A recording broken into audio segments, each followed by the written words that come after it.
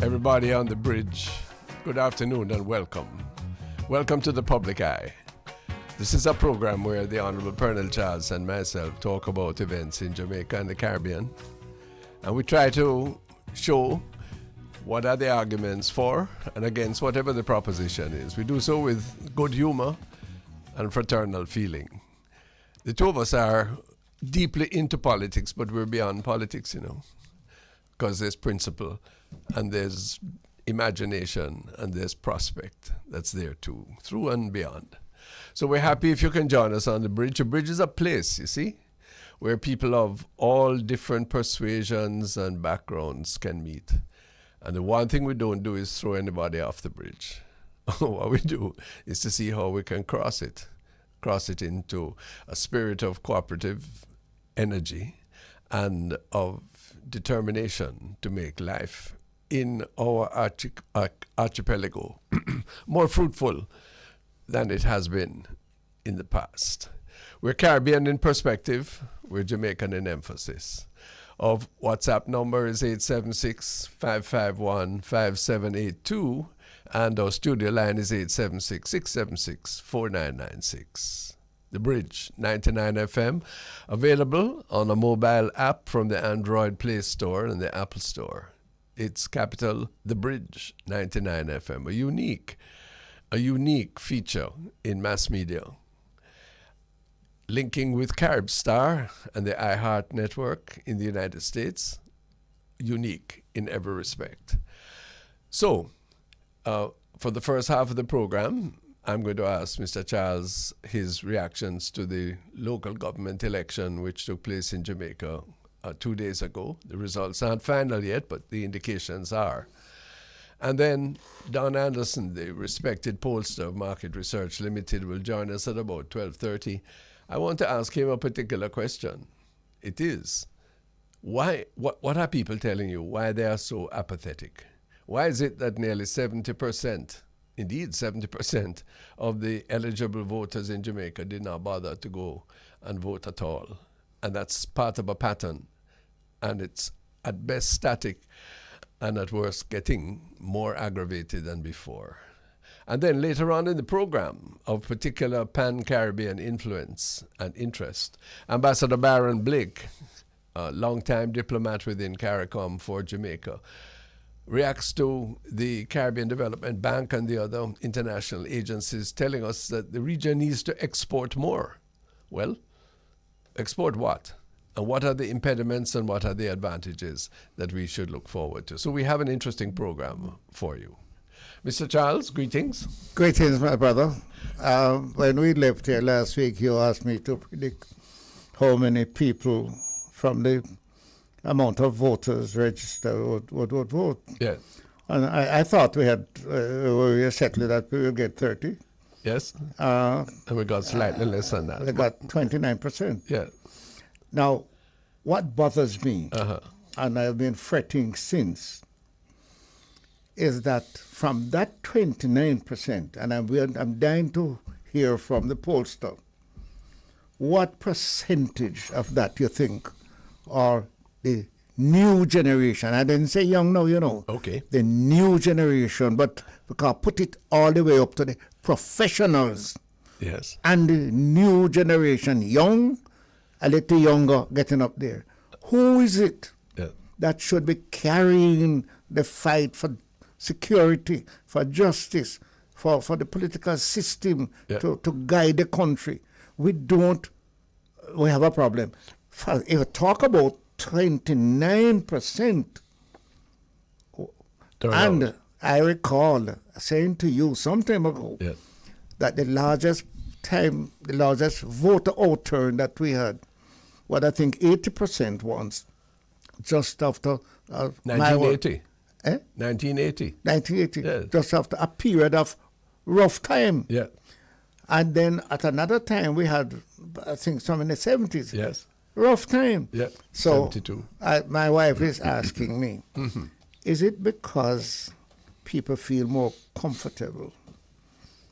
There's no war as such among the people in the street like it was in 1980 and 19 whatever this is. Is it that people just don't care? That what we have to say, no, if things get rough, they'll come out. I say, I'll ask Ronnie. No, I don't think so. I think it's a deeper, what the French call malaise, a deeper discontent, distemper than that. Let's hear from Don Anderson a little later, but what people are actually telling him. But there is a detachment from political life because people don't feel that it's helping them to get anywhere, and there's a deep distrust that has been cultivated about politics and political leaders. You know, I'm not speaking evil of the dead, but this is what I really criticized Wilmot Perkins for. Because while some of his criticism of things that had gone wrong were very, very trenchant and well placed, yes, there was always an edge, more than an edge, of scorn about the process, a scorn about everybody who was involved in the political process. And when you spread that, it becomes embedded in people's consciousness. And when, unfortunately, our politics feeds that, because there are so many reputed, real or imagined, perception, how powerful that is, instances of corruption, yes? It embeds people's consideration. So could you stop right there? Can you inject something? Yes. Is it then that the new generation, the younger generation, feels that there's nothing in it for them? Yes. How do they expect to get it if they are not setting it to get it? To take it. Exactly. So Or hold the word. Yes. Hold the word. And I'm sorry, but the man is from my party to your party. Yeah. Who made an announcement that there's nothing wrong in scamming. Oh. And that, in other words, man must go to go scam. No. Well, anybody who said that, if I don't know that quote. You don't hear of it? No. Oh, it's just big. Whatever. It's big frontline news by, I can even tell you, the man in Trelawney who was on my Senate list, who is now on your MP list. Well, I'm sure if it was on our list, the PNP would ask us to drop him. Well, and he should be. If he either resides from it, I always believe in forgiveness. But if he won't, then that he has no basis at all, and that could lead us into a different discussion, because I am afraid of social media. I must tell you. Yes. I am because it is so. But it has its voice. It has so wild. It has no rules, etc. But I am distressed. I'm not a prude, but I am distressed when some of the highest people in the land are said to be involved in panty politics. In what? Panty, woman panty politics. Come on, man! You hear it. Yeah, it's but distressed. Where some official, yes, is with a girl. Is with a girl. He's a married man, and he's supposed to be setting an example for decent family life in the country. Yeah. And some of it is it's false. Well, and it's very hard to refute. But this should never. This is where we let our own blood, we hemorrhage ourselves if we do it. Or if we are not in a position to simply let it wither. And it is there. It's similarly the kind of remark that you mentioned. Yes. That is unacceptable. And therefore, when young people, or any people, but particularly young people, see that and figure that is what is going on, or they suspect it at higher levels, what am I coming at this for? Oh, no, let me answer you right there. You have two sets of people there. When they hear that, they come for it, or they go against it. Yeah. In other words, they join if them. If either way is destructive. Well, it said that the only way you can get something is to be unite. No, well, you see, that is, you can't build a nation on that, and therefore. And the other is saying, I am not in that, so I'm not in this either. Indeed. So the problem is running. The end result of that is that we don't have a system. No. And we don't have a country. System can't function, which is what we're going to discuss with Anderson. But on Monday, the election day, yes, I was constrained to go to several polling stations Yes. with people to Yes. find their members of my family. I was not otherwise involved in any campaign. Yes. And I saw a place which had the longest voting line. Yes. Yes? Long. Couldn't done. You know where that was? Near a bar? No, the United States Embassy. Oh, you mean, but they weren't voting. They were going for visitors' visa to travel. Mr. Charles. you continue your delusion. Ronnie, I have told you already. I've checked that out. People who are going for permanent resident don't join the line. They get appointment. I'm sorry to say that. People who are in the line are seeking. That's not so. Oh, wait, could you check it out and advise me? No, I don't have to check it out. I can tell you. I believe what I heard, but I will believe you more. But I'm telling you from. But let's get back to the discussion we're having, because what is serious about it is that if the generation that are to take over from us either don't want to be part of it, or be a part of it only if what they hear that we used to get, them get. They don't know anything. You know? A man look at me and say, Charles, you're a millionaire because you're a politician. That's how I get it. But you don't get it. But we get it. Well, I mean, no, you get it, but you get it. No, I mean, but it hurt so much that at that time my heart stopped and give the blood a free run. Yeah, but we have fed this. We continue to feed it. When we decline to make public the reports from the Integrity Commission, we are feeding this. When we sign undisclosed agreements, undisclosable clauses in our settlements with people who are suggested to be engaged in some corruption, we are feeding this. When you have one lout, notice my word, and I don't take it back, L-O-U-T, of a minister who is all over social media, to my personal knowledge, using the F word and saying that even though so-and-so never win, he might still go in charge because of me. Yes? That young people who have any sense of idealism, whether based on religion or based on brought-upsy, we think they're going to think, Charles. Yeah, but Ronnie, there's a section that you have left out. What? There are some of us who have earned, who have worked, who have sacrificed, yes, sir, and is able to purchase a car. And we are dropped into that gully. Of course. And said, and you know why we're dropped in that gully? We're dropped in that gully because we don't take sufficient exception to those who are really nasting up the thing. Now, I'm not speaking from any position of nobility or virtue, but I am saying that it is disgraceful that the Prime Minister of this country keeps that minister in office, because he's a nasty mouth person. He should never be there. He's setting no standard.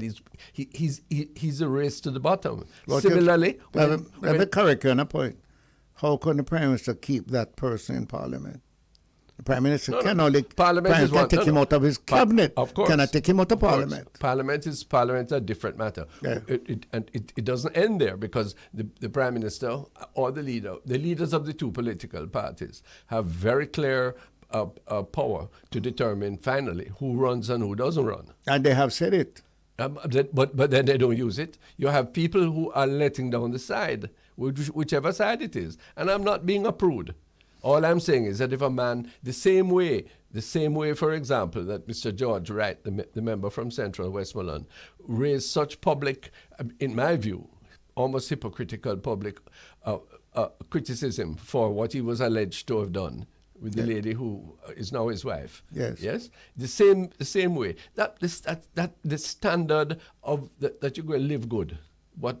Live good is Horace Chang's phrase on the anti-crime phrase. It must go through the whole parish, the whole cabinet, the party must say, this is what we stand for. We don't stand. Yeah, for a married man having a side chick in Parliament, yes, or outside of Parliament. Yes, don't do that. You're satisfied that all the fingers are the same length? No. Are you satisfied that all the fingers should be the same length? No. Well, what do you say? I'm saying hold on, some taller than some. In fact, one shorter than one, true, and one longer than true, one. But when you take my father PNP word now, when you roll it. Yeah. Yes, you have the power. Yeah.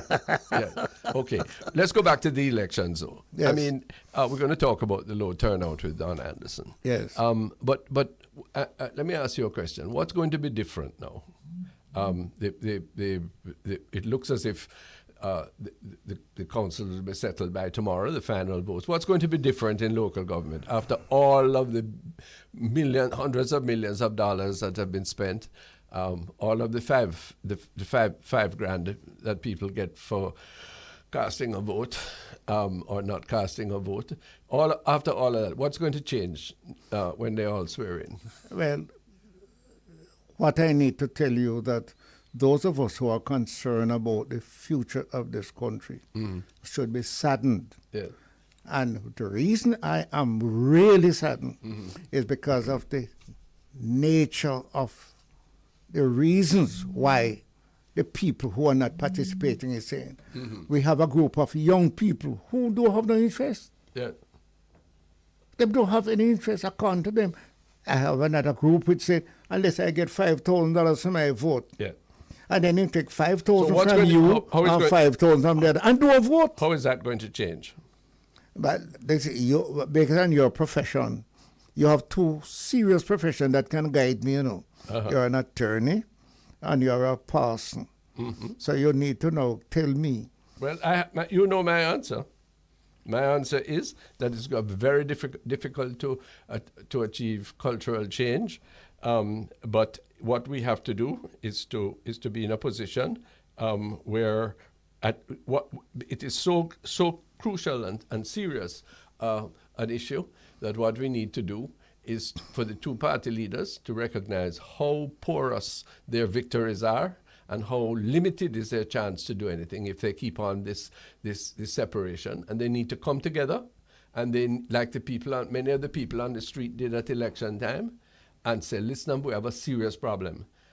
We have to engage those young people, and the way we're going to do it is a immediate, serious infusion of civic values in our education system, a complete change of how we approach public relations and public education in the country. Yes. And how do you get around those who are leaders who are leading in their direction, one on the left and one on the right? I don't know who they are because the two the leaders of the two political parties have the same predicament. That's what the point I'm saying. One on the right and one on the left, and who they are mobilizing are contaminated. Well, and he said, I could give you a quip and say put Jesus in the middle. Put who? Jesus. Well, I tell you something. Put him back on the cross. Well, if they get a chance. But the cross was a sign of victory. You realize that? So sign of victory. Of course it was. Yes. He went there for us. Yes. For both sides. Yes. And but one side up to now still don't come. One side is killing thousands. Aye, what a life! But no, we need cooperatively to handle that terrible situation that is making Pernell Charles Sr., public servant of note, yes, so sad, and which I share. Now, it cannot be dealt with alone. Labour rights cannot deal with it. PNP cannot deal with it alone. It can be dealt with, not easily, but possibly, if there is more jointure. Yes? Could you stop there to finish it? But Sure. don't forget. Sure. You know, you're leaving out a critical element. Which? What neither you nor I represent. The intelligentsia. Yes. The leader of production. Yes. All right. The leader of... Okay. And I they include them. themselves say, oh, we only having work half day today, we can go and vote. Them don't come. Right. So after 29%, and I want Mr. Anderson to come to tell us, after 29% who voted, how much of that are the intelligentsia and the leaders of production? I don't think he will be. Well, let's find out what he knows. I can't second guess He must him. have a concern. Yeah, but that is it. No, and why do I ask what will be different? Because neither the PNP made some statements in their manifesto coming at the last moment. The JLP manifesto I haven't even seen. They say it is published. There is the parish councils, the municipal corporations that we have made such a fuss about have no autonomy, none whatever. So when you say that now to all the young people, Yeah. How do you expect them to come to vote? Precisely, but it's true. It is absolutely true. So go further then. If you are telling the truth and they are believing the truth, where is the third? What's the alternative? The alternative is for all parties concerned. I'm accepting your position that's not just the two parties, but if you want to use a broad term, civil society, yes, which is connected but separate from the political reality, to come together and say, now, how are we going to refashion local government? That those who are elected have responsibility, have a measure of resources to deal with it, and are held to accountability. When last, Mr. Charles, you as a parliamentarian, just like me, longer pedigree, when last have we had all of our municipal councils, used to call parish councils, up to date with their accounts? They spend millions of dollars, billions in aggregate, from the Ministry of Local Government. And you know, as a former Speaker of the House of Representatives, that their accounts were never up to date. They've never been up to date. There are serious, serious issues of bribery, of corruption, and malfeasance. And we are doing nothing about it. But we have gone all hot up about who should be first in the kingdom. So you know. Tell me if I'm wrong. You know, you're not wrong. I'm looking at your chain around your neck, and I know you have a problem with that. You have to speak the truth and speak call it what it will. But all of us he who speak the truth. He who does the real, somebody does finish it, does the wrong thing and the right thing still, whatever it is. But Ronnie, let's get back to what we have. So what we do last week? But I don't have the answer. Yeah, well, I'm telling you what the answer is. Listen, the answer is not, let's go out and do what is good. Because what does that mean? Yeah. How do you do what is good? Yeah. How do you do what is good when you have a man get up and address thousands of young people and say, go out there and scam, because that's the only way you're going to survive. Well, we have already dealt with that man. That is impossible. That is wrong. But isn't anyone believe that? Well, so if you think... I'm getting there, because I want you to say we have to get laws to protect that. Of course. We have laws already. Exactly. We choose to impose it on some and not on others. We look at the system is broken. On election day, I had the opportunity to drive downtown. Yes? And I passed Maypen Cemetery, where some of my relatives are buried. Maypen Cemetery is a disgrace. Yes? I passed Coronation Market, you know it well, the whole market district. And it wasn't clean. Yes? I passed some of the roads that ordinary people go to do their business downtown. And I'm a whole heap of pothole and whole heap of mashup. Yes? This is in the constituency. This is in the division. This is where money spent.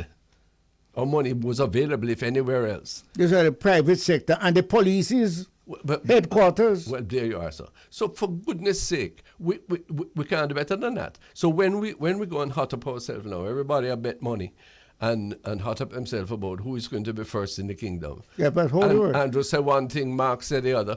The radio and the station and pundit and so on, all who don't know a damn thing about politics turn political expert. Hold your word here, because trust me. What is that? I didn't know what for? Trust me, I'm glad that you touched that, because guess what? They get the publicity. They're the one that the press is running down. You know why? They're the one that the TV is running down. You know why? Yeah, why? Yeah, why? Because the 70% don't trust those who have one side or another. They wouldn't ask you, and they wouldn't ask me, because they would only expect that we would toe a party line. Once we take politics to that low kernel, once we refuse to collaborate, nothing good going to happen. In fact, we see it in front of us this week in Jamaica this week, and it's true throughout the whole Caribbean. And we're saying we can't do better. How'd that go? You went downtown. I went in the country. Yes, sir. And I was confronted with a large crowd of young men. There might have been 2 or 3 women who hold a baby around them side. And them come and say, boy, we want a drink, Mr. P. I said, tell us something. I give you a drink, But if the poll close at 6, and you come at 6:30. So no, man, we are getting up, we don't vote yet. I said, there you're right. You expect me to participate in a law that says I'm not to do that, and you're now telling me you want me to do it to So one you can vote? vote. Yeah. I said, tell you something. Uh-huh. You're not going to vote. And I tell you, you said the same thing to the PNP man you're saying to me. I believe so. And guess what? You collect from both and you don't vote. So you tell me how, Pastor, Ross, how we going to get out of that? I've been telling you for the last 10 minutes, and you have to hear me. What about the lady in Papine? Yes? Who come on the television? Yes. And she said that she going to vote Labour because they give her some chicken. Yes. Yes? But anytime the PNP come out and give her one little more chicken, she'll go vote for them too.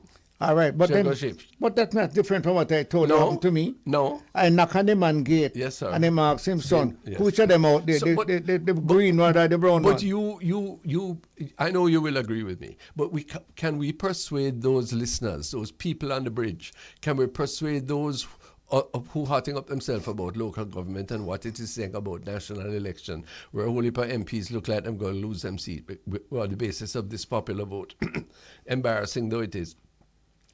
Where do we go? If we think we can solve it on our own, we cannot. But it's palpable, and therefore it is only pride. Pride cometh before the fall. We are falling now. Falling. How much more you want fall lower than 70%? Stay away. I'm going to stop you and ask you to, in a sentence. Yes, sir. Speak to me as one who is listening to you out there, and I want you to guide me as to how we are going to solve this one. Not a general talk that Mark and Andrew can do, you know, because they have the same problem in their constituency. No, they're not recognizing the problem. They are presiding over the problem, unfortunately. Yes? And that is why I have been so critical in your presence, sir, about this program of constitutional reform, because what we are doing is dealing with superficiality. We're dealing with the scab on the surface. We're not dealing with the central issue of reforming our constitution in a way that can attract and can offer a possibility both of engagement and of opportunity for the majority of our people. We are not. And could I tell you the only time I see that happen? Yeah. When you are able to take it out of the PNP and the JLP hands, hold on, and put a group out there to do it for us. No. Well, I can't accept that, but to say that means that the that you're giving up. Of course, and I can't accept that. Right, you can't accept it, but you know it's true. Mm-hmm. But how you going to get a PNP man to say something that when the JLP stay in power? Because if they know, if they are convinced, not easily, but if they are convinced that there is a good prospect for an approach, whether it is to crime or to education or to health or to the use of the sugar lands, anything, if there's an approach that can be joint and can provide opportunity, which is proximate, people will go for it. Some will, and eventually all will. You know the first word you used in that presentation? Yes, sir. Was? I don't remember. If. Mm-hmm. Of course, it's that because we have we have no sign of if they know. Yeah. If they will do it, so I believe if they will answer. I believe as we close this section, I believe that there is enough virtue, good, integrity among our people that they don't close it. Let me join with you on that. That if the people that are listening to us, enough of us decide that the middle way or a different way is the right way. Let's go. Well, let's try. Final question. You tell me, JLP wins St. Thomas, PNP wins St. Mary. What is going to be the material difference in the life of the ordinary people because of one winning one and one winning the other? I think you asked the wrong person. The reason for that is that I have a document to tell me what's going to happen in St. Thomas. Yes. After the road, okay. I can tell you about the hotels, I can tell you about the this and that. But unfortunately, at least it's documented. I've heard of that for the last 30 years. No. Yeah. Come on. From you were MP down there. No. Mr. Charles, when we come back. I said the road is going to carry a lot. I take 45 minutes from roundabout. Look, I hope so. I really hope so, but I doubt it. Thanks very much for this segment. When we come back, Don Anderson, market research pollster, he'll be back with us. Thanks very much for being with us on the Public Eye. This is The Bridge 99 FM. The Honourable Colonel Charles and myself are the co-hosts. And we welcome Don Anderson of Market Research Limited. Hi, Don. Hey, Ronnie. Oh, Colonel, how are you doing? Boy, if I tell you, a lady asked my mother, Miss Charles, how you doing? How you look so well? She said, my dear, if I tell you, you take it, tell me. You know what that means? No, On this program, sure you tell me. on this program, you see, we get so much St. Anne folklore, you see, Don, you wouldn't imagine. Thank you so much for joining us. My pleasure. Certainly the premier pollster in Jamaica. Don Anderson, I have a main question for you. Yeah. It is this. In the recent local government elections, some 70% of the registered voters did not turn out. Are they telling you in your various forays into their minds why it is that they won't vote? Yes, it is a question that we ask on almost every occasion that we do a poll. When people say they're not going to vote, we say, well, why are you not going to vote, And we do have a build-up of reasons. Now, I'm sure you're familiar with the presentation I made to the electoral office last year sometime. Yes. Because we had a fair number of studies that we had done, and we said, let us try to find out why it is that people don't want to vote. So we have a chart which talks about reasons for decline in voter turnout. We also did a poll in November, December of 2023 and one in February of 2024 where we do ask the same question. So I'm going to give you some reasons why people say they're not going to go to vote combined between those polls because they're all relevant. So not in any order. Too much corruption in politics. No difference between the parties. None performing effectively. No confidence in them. Make too many unfulfilled promises. Politics too dirty. All politicians are the same. None of them helping the people. People will not benefit. Now, these are some really solid factors that we presented last year at the retreat that the elected office had. Mm-hmm. So we also updated that information early this year, and we said, okay, have you ever voted in local government elections? And we got a fairly high percentage who said, yes, we have voted at some point in time, but a significant, well over a third who have never voted in parish council elections. So we asked them why. And here are the reasons that they gave. So we could pull these together. A significant number said, my vote doesn't really matter. And this is specific now to local government elections. My vote don't matter. I've never seen the representatives until certain times. I don't consider these elections as being important. I'm just not interested to do so. Could not find my voter's ID. So there's some personal challenges now. I did not personally benefit, so why should I go? Most times the party that is not the government control the situation. Can't do anything. Not seen any development. Both parties are the same.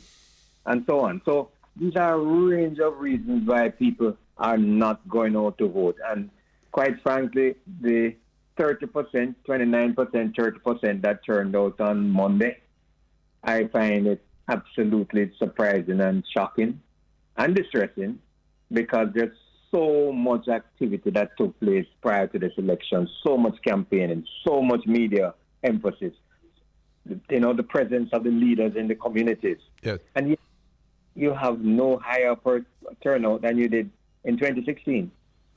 Don, let me just say, there was Carl Stone before you, and Yes. I used to follow him very closely. Yes. There was a time when we had real eruption, you know what that means in Jamaica, and 80% of the people come vote.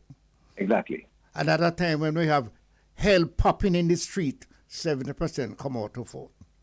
Is it that people are more comfortable and don't care? Because if they look at me and running now and say, because Pernell have a car and his wife have one, and Ronnie's wife have one and my have one, them not coming, they don't come to change it. They come to join it. So Yes. tell me, you tell me, Don, you are out there.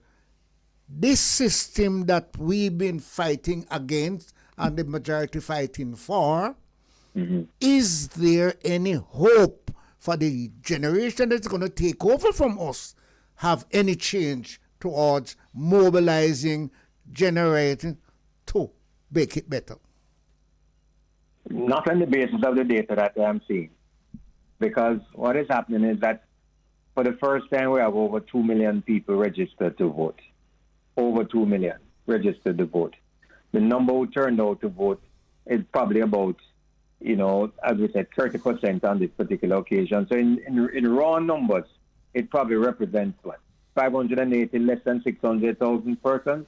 But the gap between those who are registered to vote and those who are turning out to vote has been increasing significantly over the last 20 years. Significantly.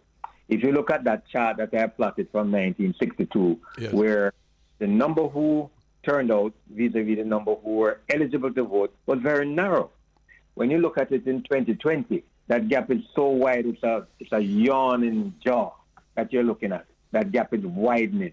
And it does suggest that despite the fact that more and more people are registering to vote, that less and less are inclined, proportionately so, inclined to go to vote. And it is a very sad commentary, I believe, on what is happening, because then when you divide that 30% into two, you get, let's say, an average of 15% who are really going to be voting in whoever is going to run the country and who is going to control the parish councils. Let's say that again. Of the 30% who vote, it's yes, it's roughly half and half. Yes. Your last poll results strike me as being entirely on point. So therefore, right, some entity, some political entity that receives the explicit approval of 15% of the public, of the eligible public, control the purse strings and the fortunes, local and national, of the whole of us. That cannot be. There's nothing moral in that. There's no legitimacy in that, except some paper. In this case, some constitutional provision, which which does not do what it was, what we intended it to do, which is to broaden participation. Right. But the people who don't participate are saying the reason they don't participate is because they're not a party to what is happening. Exactly. The majority of people not participating. But this is the point. It's totally foolishness. So I mean, if I were an elected councillor, from Monday, I would wonder who put me there. But no, you wouldn't wonder that. You would know who put you there. Either those who want something, but it can't be those who have something. Why are we defending this thing and not even the only place that this Don't discussion... say you're defending it, Randy. You have never defended it. No, right now. We are saying... Where is the national discussion? All of us, including our pollster man, is concerned that our people in Jamaica are not up and ready to make it better. Not only the politicians. Yeah, but or the police. No. But the politicians haven't made. They're the ones who take a vote in Gordon House to change or not to change. Mm-hmm. They do, and notwithstanding, in my view, their de facto illegitimacy. Yes, they are the ones, in fact, who can take a lead. The rest of us can press for it, as you and I and Donna are trying to do. But right, the adjective I have to add to what Mr. Anderson is saying is that this is a dangerous situation. It is a situation that cries out, leads to all kinds of despotic and autocratic behavior.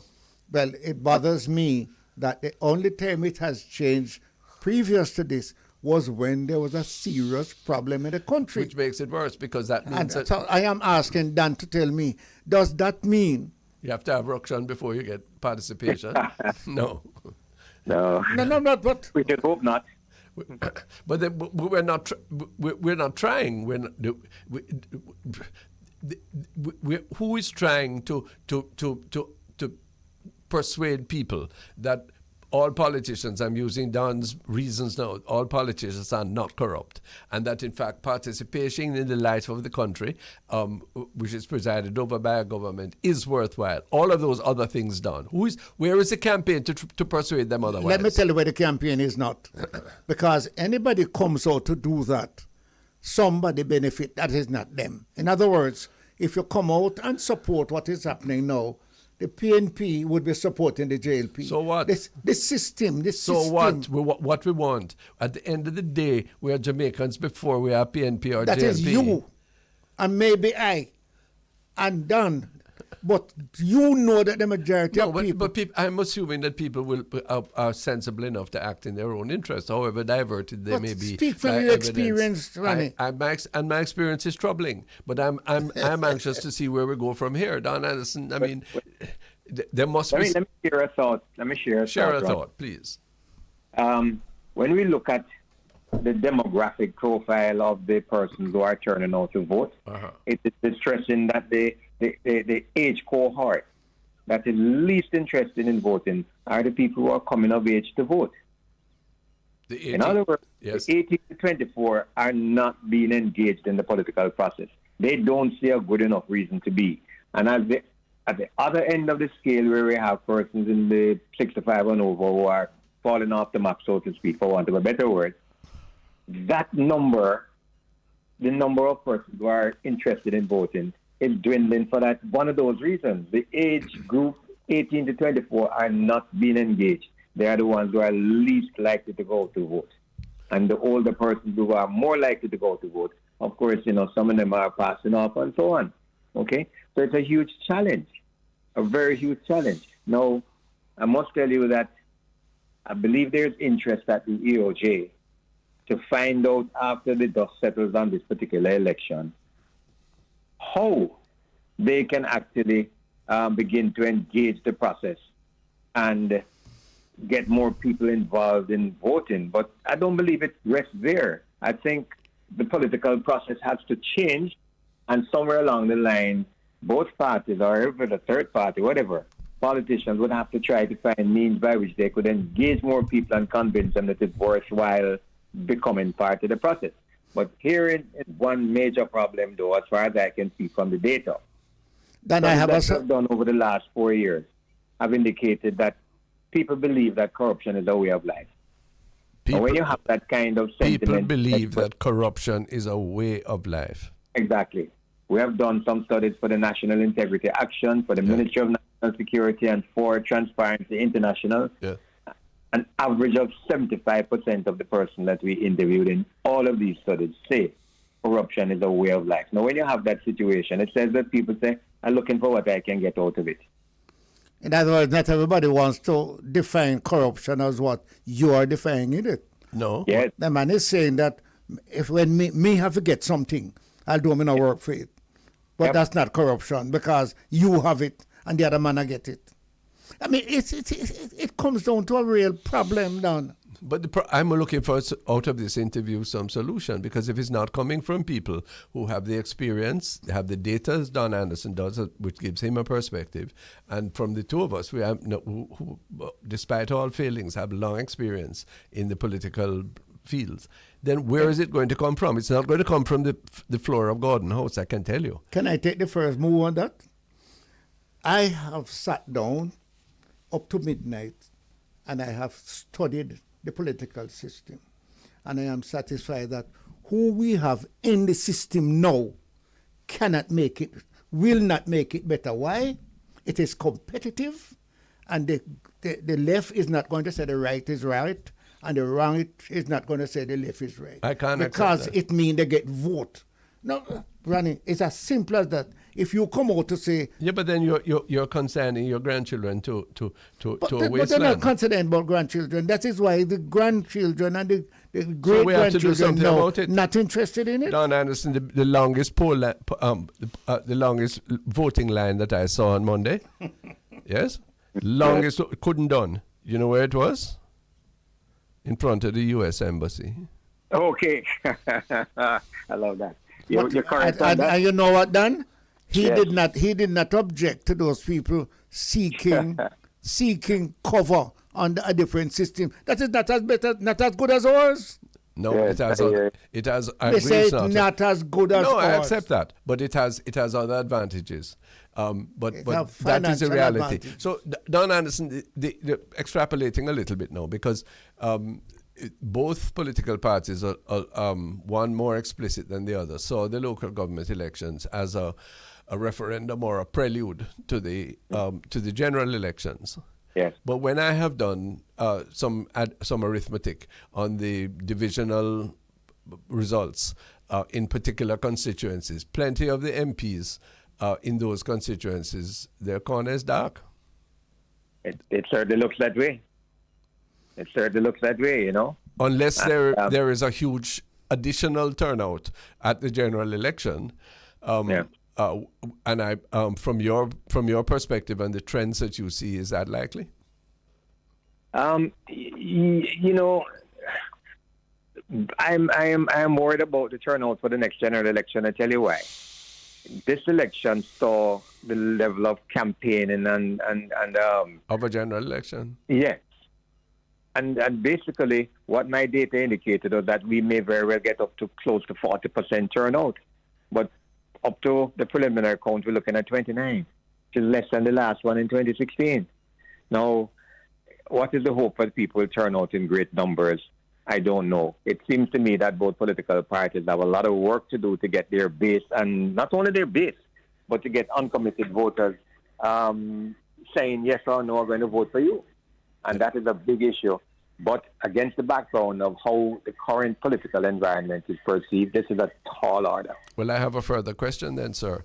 What would be the measure that either or both political parties would use? It seems to me that there are two, at least obvious ones. One would be money, and two is ideas, prospects. No, that's a stark. Those are two starkly contrasting methods. Yes. Look, may I add one before you answer? What's the other? Also, when you have one political party telling everybody that the other political party is a thief, is wicked, is this, and how do you expect Mama to go in that?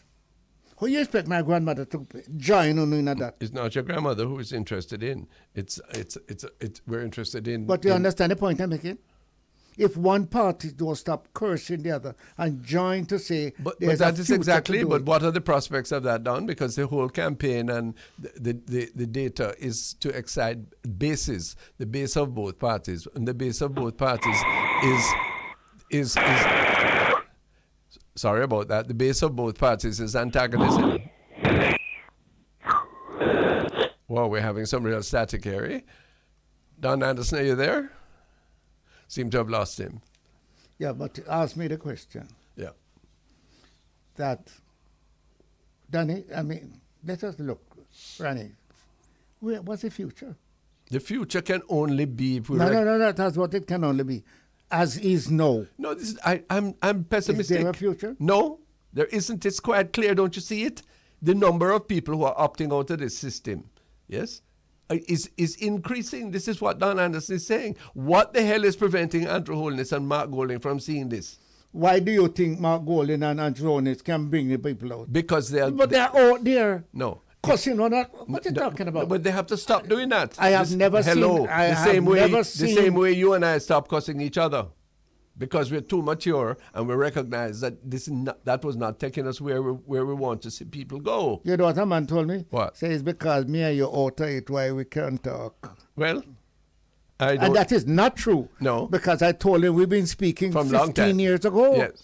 Yes. And there are others out there, other young people and so we have to who want to come in. So we have to show. System. Right. So what there are so many obvious areas of participation.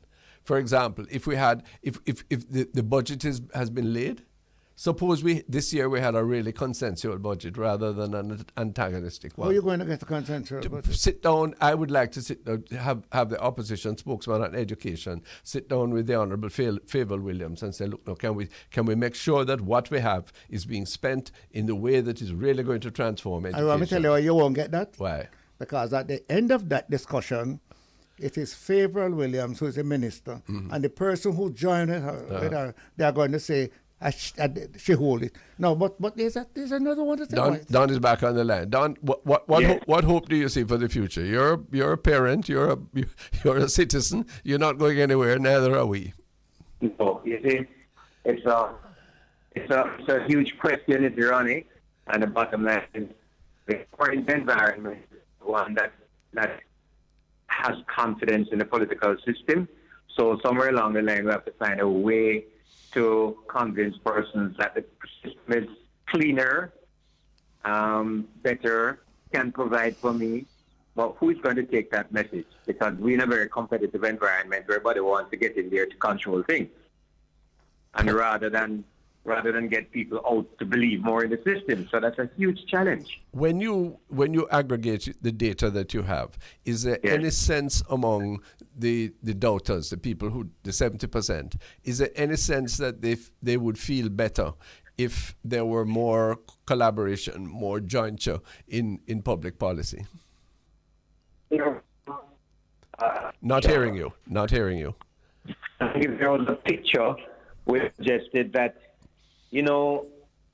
people are more, the people who are running the system and controlling the purse and controlling the government would be more participatory, would involve them more, and would work more in their interest and were more accountable. Yeah.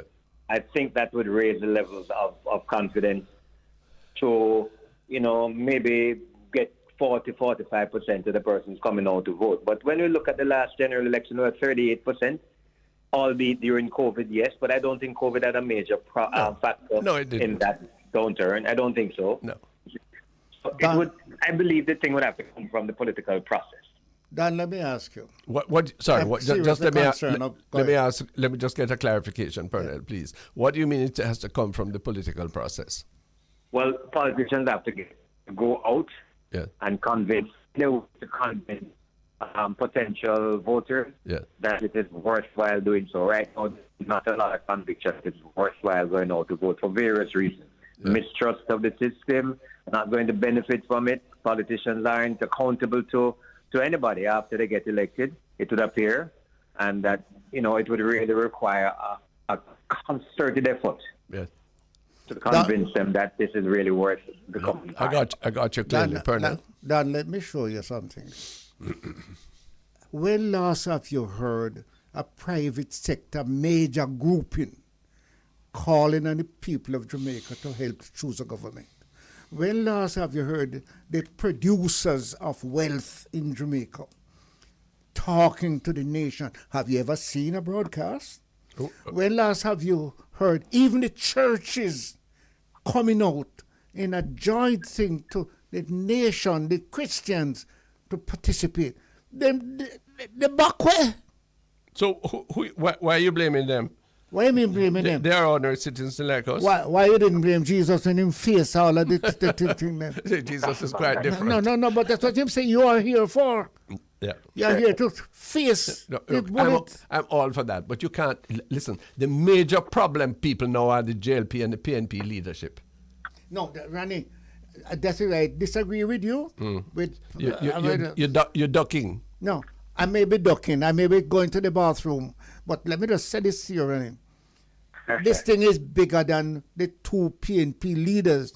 They are not as strong as those who are financing them, neither through the church, nor the private sector, nor the unemployed. What? Those are $1.3 trillion take out of Don Anderson's pocket, Pernell Child's pocket, and my pocket, and everybody else. And they are not strong. They're not strong enough. No, we take it to build bridge, build road, build school, pay teachers, pay police. Sure, Don't get the impression and hold them accountable. Who is doing that? Who is holding the parliamentarians accountable? They can't even get the prime minister can't even get his returns in. Ronnie. And he's probably the most popular man in the country. Don Anderson, it seems to me that we've lost all our our powers to help ourselves. I'm sorry to be so depressed. Well, I understand that there is a move afoot trying to get as for look at, for want of a better word.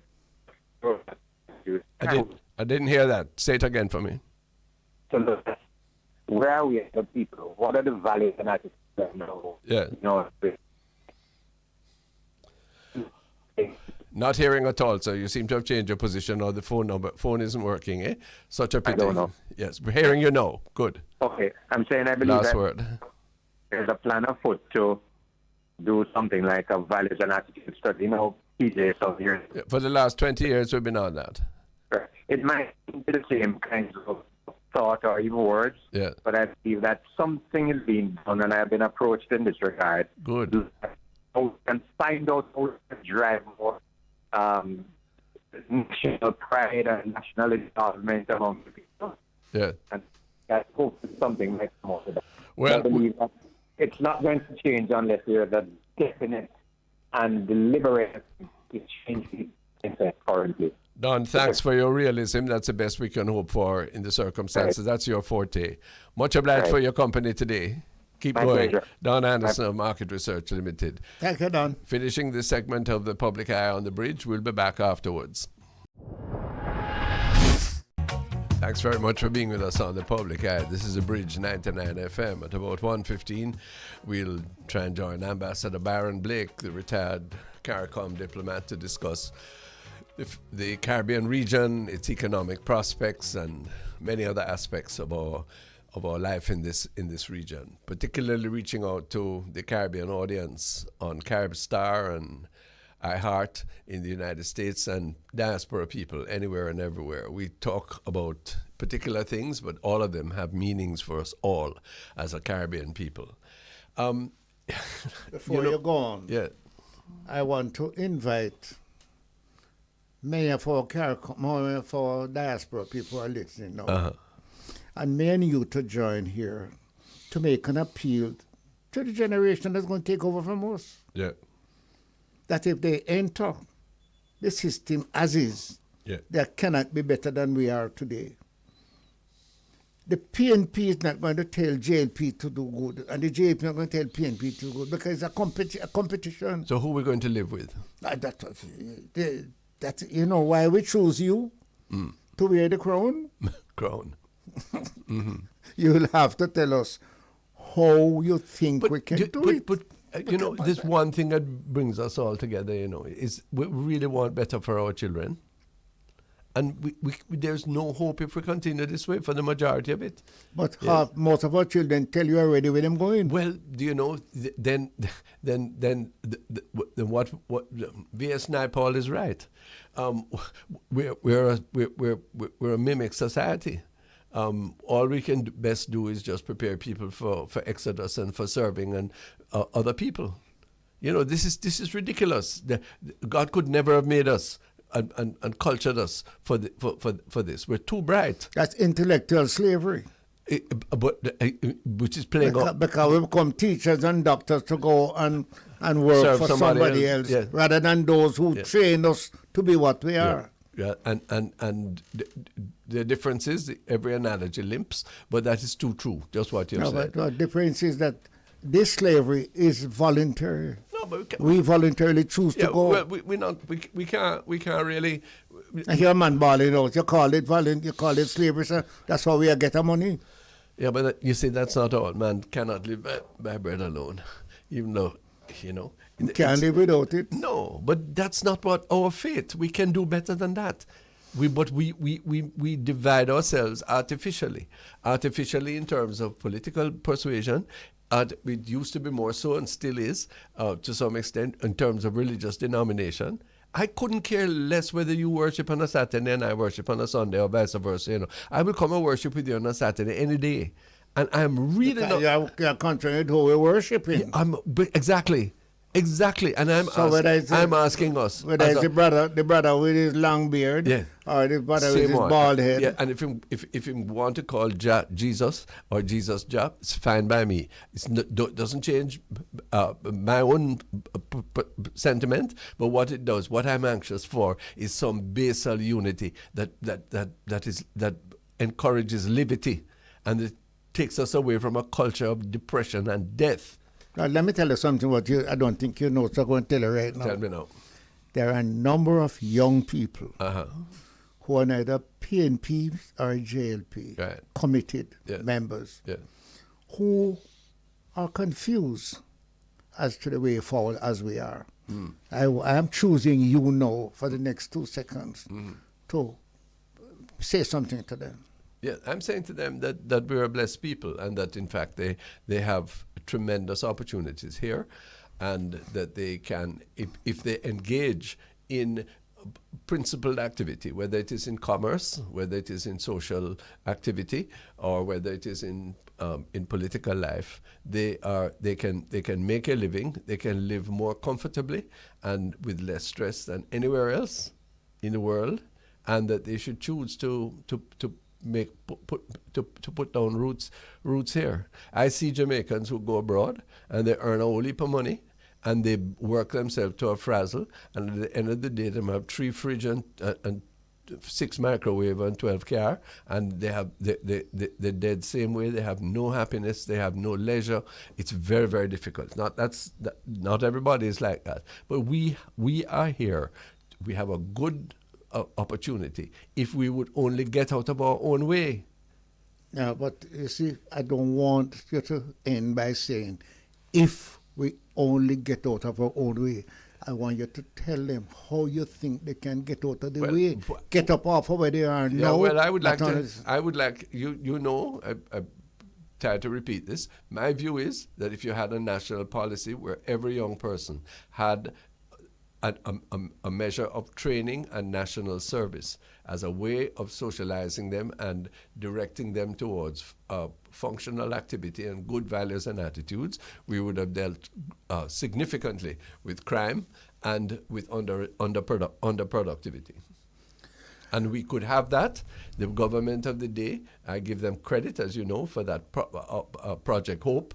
Where I don't give them credit is the fact that they have made it virtually a small fry thing instead of putting real money there. There is no excuse, either on government side or the PNP side, why the Patterson report on education transformation has not been even debated or laid in Parliament. There is no excuse for the cover-up of corruption. You heard what Don Anderson says, 75% of people. And it is right in front of us. In the municipal corporation, some of them more than others. I'm not blaming any specific individual. And in the activity of government itself. What effort is government making? Yes, government meaning everybody involved in the political process, to really erode that sense that everybody is corrupt. Let me tell you one of the things right there. What we're doing? A comma. Yeah.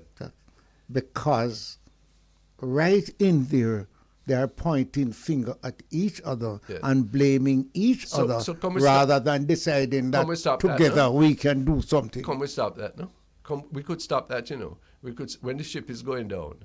Yes, and we are blaming who is the better driver. No, but the ship is going down. That's going to stop it. That's going to stop the ship going down. No, when the ship is going down, somebody asks, who is to jump off for the rest of us to save? Yeah. Well, you see, I'm just reading that under the recent data, PNP have won 7 municipalities and JLP won 7 municipalities. How would that go? So what is the difference now? Hold on. But maybe that is the best thing ever happened. Maybe. No, let's look at it. I'm willing. Maybe it's the best thing ever happened. But they must get on together now. No, but there's a large percentage. It's only 30% that you know. Yeah. So you have how much now? 70% of them who have not decided which side is better. If the KSAC, which is evenly divided, could even come together to do one thing, to keep the city clean, so you could eat off the sidewalk. You have no idea what greater portion of that 70% who never came out would have said, raw, what? And people serious. Even that. Sorry, sir. Ambassador Blake, welcome. Yes, Lord. Always glad to have you. I should say Lordships. Ambassador, yes, you shut me up quietly. Shut me up. That's impossible, Baron. You know that. Ambassador Baron playing well-regarded CARICOM diplomat. Ambassador, I drew your attention. I don't think you may have been able to hear it yourself, of a comment being made. It was emerging from the Caribbean Development Bank recently that pointed to, I guess, the obvious, that the Caribbean region needs to export more. We're heavily import dependent. Now, I'm wondering, from your experience and your coverage of the region events, what do we have to export? Guyana has oil now. Trinidad seems to have lost the edge on petroleum exports. We have is tourism considered an export? Butch Stewart always thought it should be. We still are very dependent on somebody else's foreign exchange to keep up our consumption patterns. How you see it? Well, if the Caribbean Development Bank is saying something, I would like to hear a little bit more what they're saying. Yeah. Because that is a statement we have always made. Now, the big question becomes, what are we planning to export? Where are we planning to export to? And what is the strategy for getting the production? Because our problem has always been a production problem. And we tend towards the production problem year after year by the amount of imports we allow. So, you ask the question whether tourism would be considered an export. And logically, it should be, but it really depends on what is your input into it. Yes. If you're really just bringing people to sleep in your bed and work up your beach and you get nothing else, then you really can't consider it as a net exporter. So the issue then is what is the highest retention level possible of the tourism dollar? What's the highest retention level? Yeah.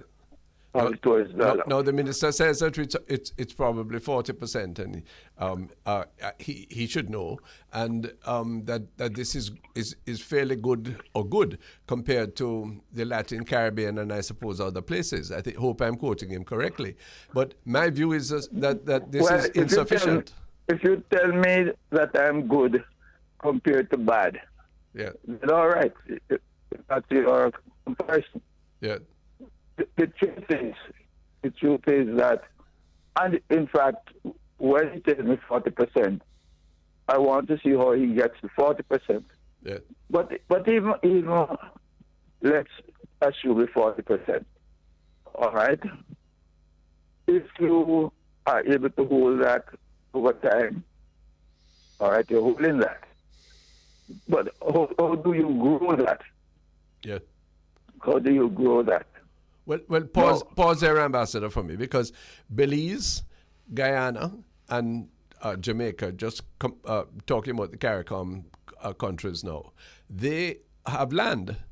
They have arable land. We have Suriname. We have ample labor.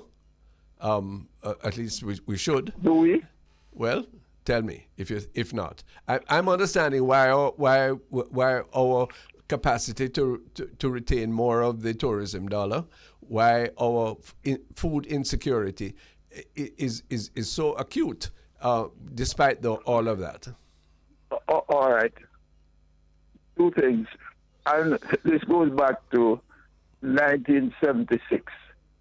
1976, we, on the instigation of Dr. Eric Williams, after looking at our import bill of 1 billion EC at the time, decided that we had to produce more. And we had a whole production plan. So you're planning what you're going to produce, more or less where you're going to produce, and how you're going to produce, and even how you're going to market. And we allowed that idea to fall in the 1980s when we were told that we didn't need to produce for ourselves. Others would produce for us. And if you remember a place like Jamaica, and you take milk, which is something on which we had become almost self-sufficient. Yes. As a result of the work of Dr. T.P. Leckie, sure, and others. Once we started bringing in those solids, we allowed the milk refinery to close down and so forth. and we now are in a point where we can't produce anything in terms of milk. So I'm saying that we have to decide how we're going to produce it. But let me take one other element, for example, of the tourism. If I were, and I did advise in a study I did in 2011, that you see the yacht tourism. Yes. Yachting. Yes. If we arranged our yachting as a region rather than as individual countries, and if we arrange to supply into the yacht industry not only the food and so forth and the drinks, but the services which it requires, like the painting, all the services of it, right? And then, if we would arrange regattas in the region from Bermuda down with relevant stops and so on, and we're organizing that, Yes. that would be very, very important industry. You would be retaining a lot of the money. So that is one area that one really should be looking at. That's an interesting one. But the Caribbean Development Bank report, the bare bones of it that I recall, spoke about a skills deficit. It spoke about the need for us to digitize more efficiently, to introduce artificial intelligence, to realign our logistics. No, all of these strike me as being high talk when we can't even get a decent economical air flight between Jamaica and Trinidad or between the islands. Right. So we have to organize ourselves, and we have to move from the headline statements. Everybody say you have to digitize. But digitize what? Everybody is digitizing. Yeah. You have to use AI. You use AI for what? How do you produce the people who are going to be at the level where they are producing the materials for AI rather than they're just using AI? Yes. Well, that goes back to the skills training, doesn't it? Mr. Blake, before you answer about the skill training, I am not committing anybody on what I'm going to say, but myself. Yeah. I traveled to Canada as Minister of Labor. Yeah. And I discovered Mexico and several far reach countries training for Canada as one of the largest export. And I come back to Jamaica to ask, ran it to it. If I put out for 300 steel workers to go to Canada, 1,475 came. Only 700 could read. Now, we still have our high school. And of that 700, only 50 had certificates. Probably. Exactly. Yeah. We have all our high schools, probably most of them, closing at 4:30. And they don't open again till 8 o'clock the next morning. So we were talking earlier, Pernell, Ambassador. And they don't open between Friday and Monday morning. No, and they only of 365 days of the year, they're engaged for only 190 of them. Yes. So we're not talking about an absence of physical resources. Yes. But when those 1,400 people came for those 300 jobs, yes, not one of them should have been allowed to leave. Well, I tell you, not all were allowed to leave, while some had to go because the time of writing their name had passed. So you had to train them to even write their name. Right there. But so I get back to the point I made this morning. Is there an intellectual product that we can prepare for the big market that is calling everyday advertisement for teachers, doctors, lawyers, nurses, hotel workers. Sir Baron, this is what the Cubans have done, isn't it? Well, a lot of people, the Cubans, the Filipinos, the all of these Mexicans. people, they have not only trained for the market, but they have organized the arrangements in the market such that They want to go not back to only- them. right, and the people themselves will come back and will go back because it's organized. Now we have a thing called teachers, and we have we have the oldest teacher training institution in the Western Hemisphere. Michael. And I spoke to the president a couple months ago, and I told him something, and he said, "Baron, you are telling me what I know.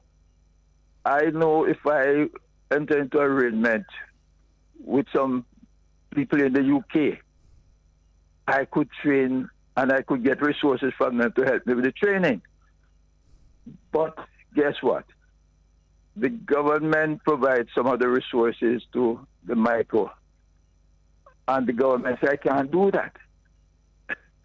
Because I'm supposed to train, presumably from Jamaican. But when we train Jamaicans out, They're going anyway. We're training for Jamaica. Yeah. They're going anyway. Yeah. And these guys have developed a strategy for taking them. Yeah. And they have learned that it is, well, two things.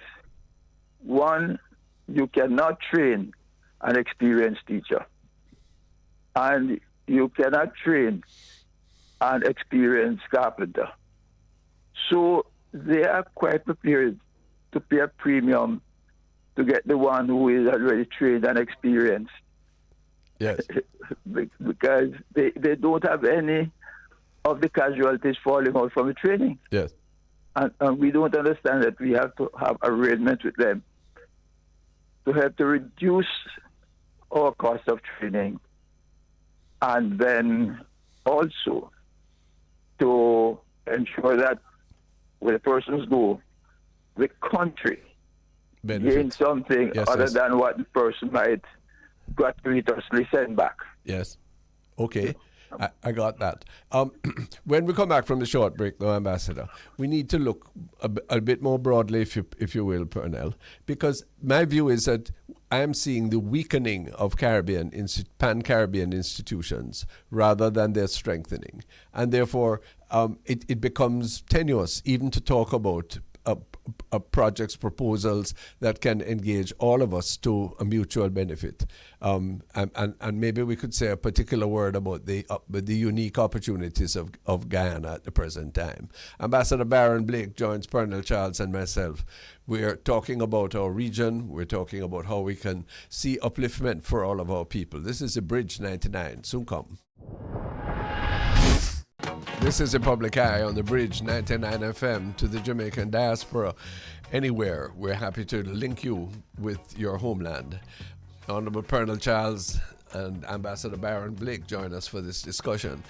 Ambassador, are we able to, when we look at Caribbean institutions, from the cricket team to the university, I don't know what else, they're kind of weak, so they're not getting better. Is there any emphasis? Where is the energy coming from? I want to come back to that, Ronnie, but let me just make another point in terms of our exports. Sure. Because our cultural exports, not just the tourism, our cultural exports, Yes. that is one of the areas where we are strong if we would organize ourselves. So in that study which I did for CARICOM again, one of the things I suggested is that we should strategically select some countries. You select a place like Shanghai in China. Yes. You should select whether it be Mumbai or wherever in India. Select somewhere in Japan. Select somewhere in Europe. So select somewhere in Africa, whether it be Nigeria or South Africa. And you strategically go to these places and you work to put down, and you have people who are there to arrange your, and in joint venture with the locals, to arrange the platform so that you can actually have the arrangement for your artist or whoever it is to be able to perform at the timing that you can teach them the quality of what they have to do. You are, in fact, responsible for them when they come. So you have a platform in these various places with the link back to you, back to the Caribbean. And we provide the kind of spaces in the Caribbean as well where we are doing and can perform the activities so that the people sometimes don't even have to travel. But we have to organize. So that's why that we don't do. We don't look strategically and organize. Now I can use that to segue into the point you're raising. Yeah. Because at one and the same time, we are saying we should export and so forth. But all our regional institutions are being weakened. All of them. In fact, there is something that I have to write. Because LEAT 1974 Limited, a couple of months short of 50 years Yes. of operating, closed its operation a few weeks ago, and I've not heard, not even a decent prayer for it. Well, We're comfortable that institution, however it was, 50 years short a few months in a region. So we are quite comfortable with this kind of institution, and then something has come. We have had our CARDI under pressure. We really don't put the resource, and you can't develop agriculture unless you have strong resource, research and development Yes. base. Research and development base. You can't even develop a strong tourism unless you have the kind of institution which is looking very closely at what you want, what you need, how to plan for it. You know, in the 1992, I think it was, we developed for 1 year a regional tourism promotion plan funded by the private sector and by the government and all the people involved, except, of course, the cruise lines who are crime and never pay. But if you exclude crime there, the fact is that for 1 year, we developed that program. The product was going down. In that 1 year, it turned around and grew. And next year we dropped it. And the market dropped again. We don't put the arrangement in when we see what they could be. And that if you collaborate, that is what you have. Mr. So, Blake, let me disturb you and tell you something. We do have a problem in Jamaica. We have a climatic problem. We either get too much rain or too much sun. And the average man cannot find wells to produce mangoes, banana, yam that the world is calling for. Right? So we have a problem. But we don't look crossway to Guyana and Barbados and Trinidad. We look up to Canada and America. And I am saying they want the food, but we can't produce it. So they want the people now, and we won't train them. No, you as an ambassador, you tell us. I am asking you to tell me what to tell them out there. What the hell should we be doing to get some people go abroad, earn money, send it back? It's not only diaspora people around the thing, you know. No. But if we did train people and send as product, we wouldn't have to worry about tax. We wouldn't worry about money. So, Mr. Blake, am I talking nonsense? I hear somebody ball out, yes. It was me. It was me who said yes. Because they're right on it. And let me go back to where you're on the rain and the sun and so forth. Mm-hmm. Now, when Jamaica was a good agricultural country, we used to get rain and we used to have sun, But we had systems, well, for treating how we deal with those things, and we moderated. And of course, we didn't have the global warming, which has now taken us and which is going to carry us down, and where we have not, as a reason, argued with the international community and said, well, we are going to die when you do this, we are going to drown. But if you take that, now to deal with those extremes, you have to have the kind of research which says what crops, when, and where. No one country can do that kind of research. To be telling you that, and we have to be saying to our research institutions, that is what you need to focus yourself on. What, when, and where, and then which market. You can, let me take a simple product like mangoes. In the Middle East and in places like India, where they use mangoes, not the ripe sweet mangoes to eat the way we do, but they use a lot of it in their cooking and so forth, which means that the quality is not as critical.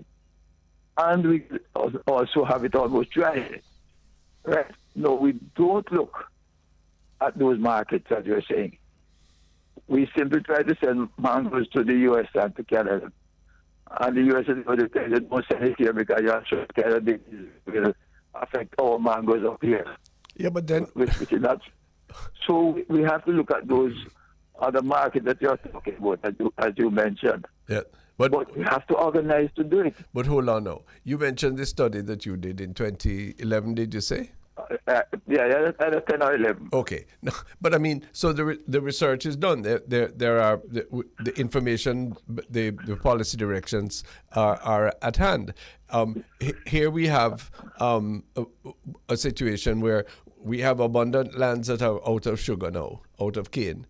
And they are lying down, and as part of this local government campaign, the minister is saying we hope to do so. And so I was told on a similar program years ago by the then Minister, Honorable Audley Shaw, that he had more applicants than he could deal with for the idle sugar lands. Nothing has happened, or insufficient has happened. What is wrong with us? Try and center yourself for us. We're having difficulty hearing. And is doing now is growing more. I will put it under concrete. Yes. Because we have not developed the kind of systems which would link and allow the man who is doing the farming to be profitable.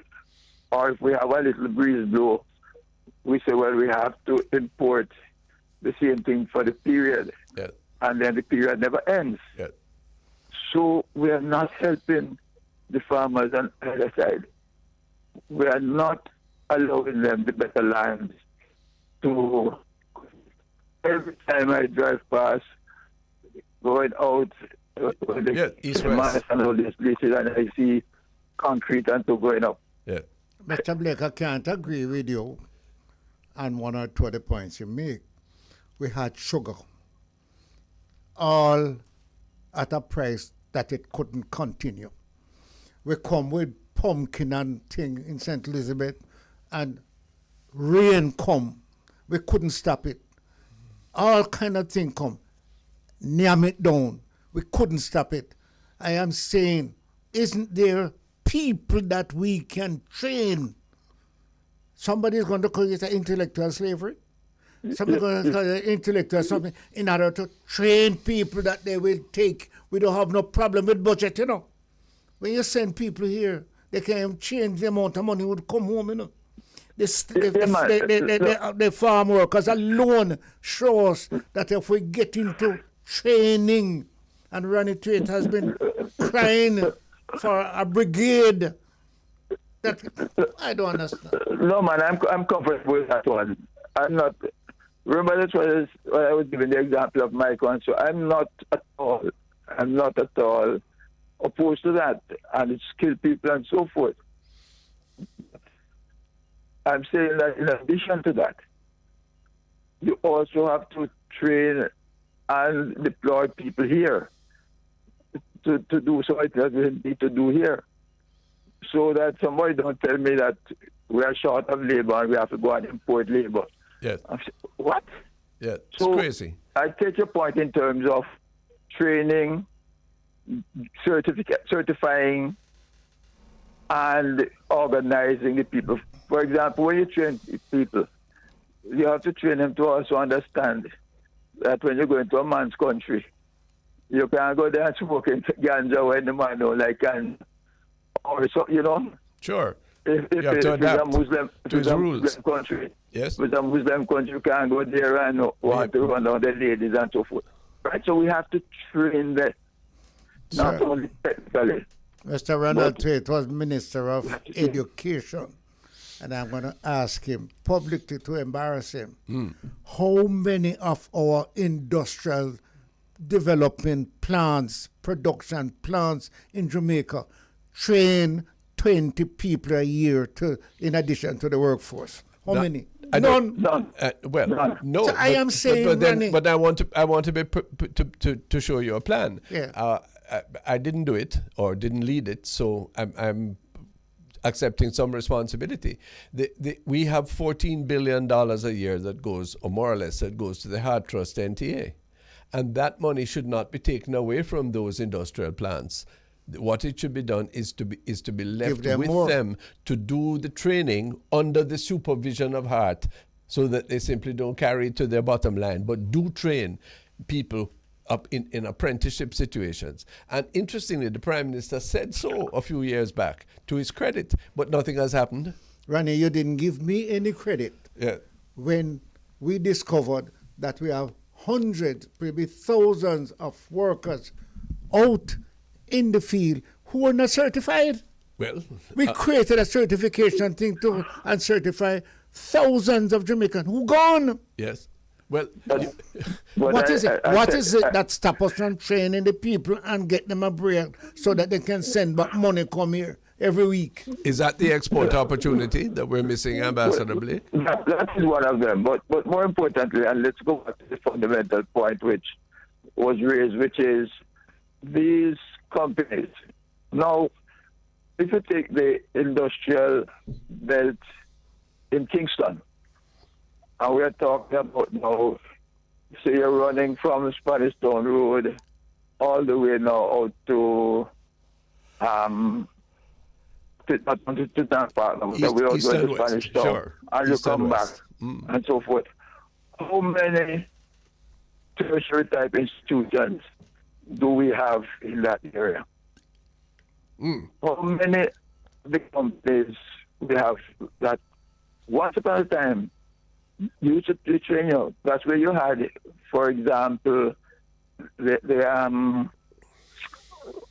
what the fellows used to do, those that used to do the rollers and so forth, heavy rollers for Yes. sugar. Uh-huh. You have a couple of technical schools out there, but these technical schools are not linked in to the production systems out there. And So- you don't have anything higher than the technical schools. Well, So the- that tells us that we're not serious. we have the Heart Garmex facility on Marcus Garvey Drive, but I agree with you. And you have Heart at Trenchtown. Yes. This But we don't link them. Yeah. It seems to me that there are two things where the general discussion about how do we increase production productivity within our country and in the CARICOM region is going to hinge on a couple of things. First of all, adequate skills training. That's Number one. That's number one. Yeah. And secondly, the reasonable transportation linkages, and they do not exist now. And to me, those are there are many others Transportation linkage from where to within where? the Caribbean. Oh, within the Caribbean. Within the Caribbean. Yeah. And we have to say, no, before that, we have to decide what are we going to be training for and where and to where. Yeah. Well, I think I think there's Pernell was implying that, boy, if you And it's true. If you train a man in cobbling, shoemaking, there's somebody out there who wants him. Well, So that is true. But, okay, but why don't we narrow it down? Right, we need to narrow it down. Okay, to some and key areas. I would think that obviously there has to be intense training for the hospitality industry in all of its aspects. Two, there is you do look at at the metropolitan labor market and see how you can fit in as an English-speaking people who are those who would be available are literate, they're proximate. Okay, so there's a range of things there. And thirdly, in the issue of providing food security and food for export, those are three areas that it seems to me if we concentrated on those alone, we would pushing up not only GDP but the foreign exchange earnings and also the fruitful engagement of our people. You want me to give you one additional one? Go on. Go down to the hotels Yeah. and see the people who come from abroad Yeah. And coming to search for yeah. people in Jamaica who they are quietly Yeah. taken away. Well, that's they not only come to Sabina Park to see the best runners, they come down and find, of course, and they so that are would be they are the second agents aspect. Yes. supporting Sure. foreigners. So I am asking you, Mr. Minister, why you have more not minister. been able to train to meet them, that Because when them land at airport, we show them busload of people. because there's no focus. I mean, Mr. one of the greatest. Mr. Minister, let me lead you to one other. You see the Caribbean Maritime Institute and this Yes. kind of trade does. Caribbean Maritime Institute, yes. That those skill-related areas there, Yes. we should have been expanding those, and we had the facility, basic facility, Yes. but we constrain it. Mr. Blake, Because- Mr. Blake, Yes. please permit me to disturb you to take a little praise that the Caribbean Institute, as it is out there, Maritime Institute, was taken there by Pernell Charles and Edward Siaga as a politician, along with the other people now who run it. But I tell you something, there has never been a trained person out there at that time who did not leave before graduation and gone to work. So they come back for themselves. What has happened now? We're turning it into all kind of things. Huh? Mr. Blake, who are we training for them out there? Right, and this is what I'm saying now. There's a range of skills which are required, and which, in fact, we should have done. We should have been able to put out those trainings, but we have to, again, be strict and decide what it is that we're training for. While you're about it, and you're taking the praise, let me stick with this one, because the hotel is across the road. You should have taken that as a place to put people to live. And therefore you to have the space, additional space. But I just hit you with that because it has always been at the top of my head. Yes. One of the best institutions in is- Jamaica. One of the best institutions in Jamaica. Okay, and I agree, and this is pointing a direction that I think we can expand, and this has been helpful because we need to look sideways as well as we need to look north, and we need to look at the fruitful industries, the ones that we need and the ones that have potential, and concentrate our activity on them. Just before you go though, Baron Blake, what does Guyana hold for the Caribbean region? Guyana, and every time I say Guyana, I'm going to call Suriname in it. Okay. Because I don't think we all recognize that Suriname also has large deposits of oil. Oh. Plus the other materials. In fact, I will tell you this. Somewhere before 2004, I was in a conference where the U.S. ambassador was the main speaker. And she never realized you have an idiot like me in there. So because she was talking to the diplomats, she said, they know that there's large deposits are there. They're just not ready for it yet because it's theirs.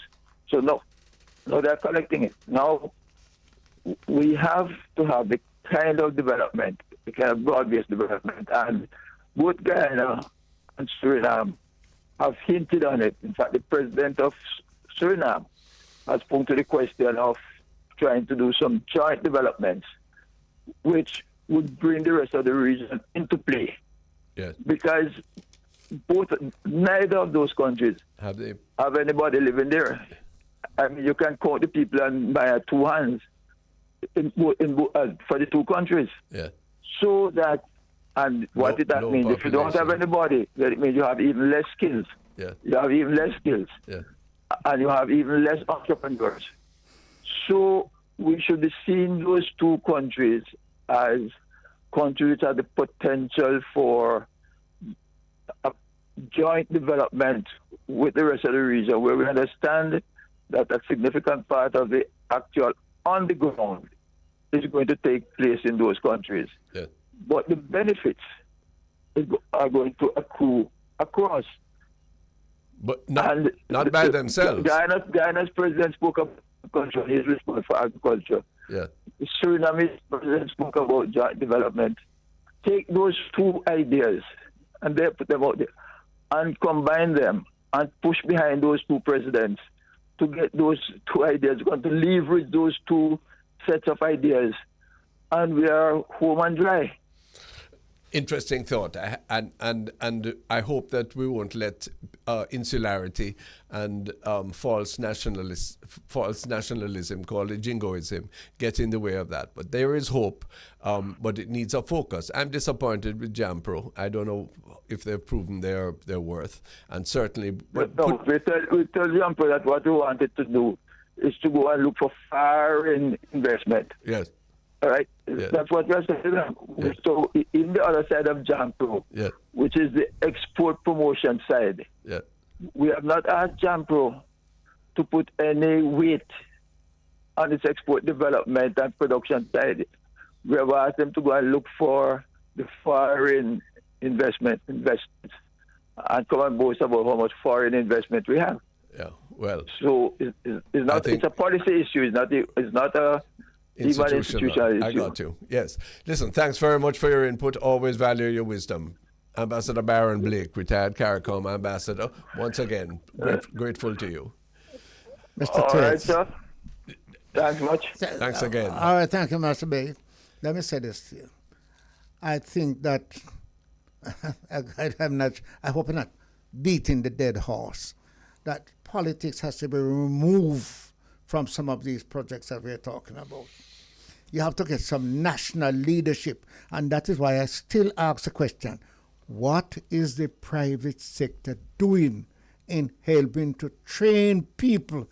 How can we have so many people and them factory closing almost half day and they're not training? When Cheryl James said, keep the one of the money, mm-hmm. and train the people. Well, he was right. Right? We didn't do that. And we've set up. Is it too late, Ronnie? No, it's not. It's never too late. But it's going to involve a strong initiative and a clear policy, which again takes us back to where we've been all today. It needs some kind of national consensus that this is a way to do it. Taking people into institutes of training elsewhere is not the answer, or even it may not be the full answer. We need to ramp up the apprenticeship policy and have that work. Every young purpose, every Jamaican, yes, needs to be working at something progressive, productive, where training is involved. And add one word to that. Working at something, we know that once he's trained, yeah. he can get a job. He can do well. Can earn some money, yes, and can do what he ought to do. Yeah. On that note, again, a consensual note, we close the public eye for today on the Bridge 99 FM. This is a program where we have varied discussions. We thank you for your company today with Don Anderson and Ambassador Baron Blake and ourselves. We always seek the good of our nation. That's the ultimate purpose. Till next week, life sparing, God willing, we'll be here. Take care then. Thank you.